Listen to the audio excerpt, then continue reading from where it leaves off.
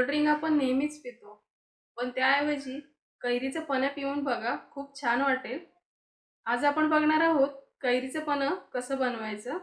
चला मग रेसिपीला सुरुवात करूया. ही एक कैरी घेतली मी, गूळ, वेलची पावडर. आता आपण कैरी कुकरला शिजवून घेऊया. कुकरमध्ये मी एवढं पाणी घेतलेलं आहे. कुकरच्या डब्यामध्ये आपल्याला अशी कैरी ठेवून घ्यायची, त्याच्यात पाणी टाकायचं नाहीये, अशीच कैरी ठेवायची आणि झाकण लावून कुकरच्या आपल्याला 2 शिट्ट्या काढून घ्यायच्या. 2 शिट्ट्यामध्ये कैरी आपली शिजून तयार आहे. आता आपण त्याची साल काढून घेऊया.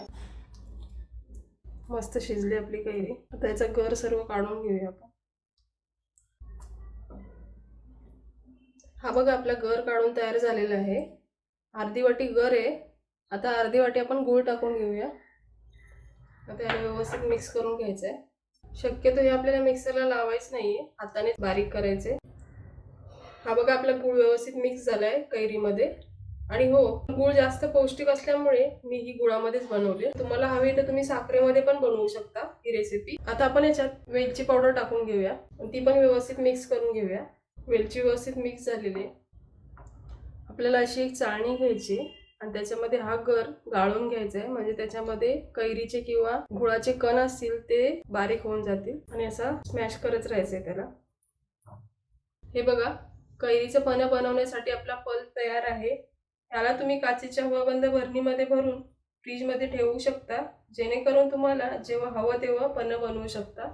आता आपण पन्ह बनवून घेऊया. सर्वात आधी आपण 2 चमचे हा पल्प टाकून घेऊया.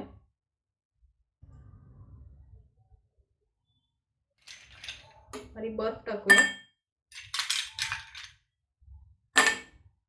आणि पाणी टाकून घ्यायचे.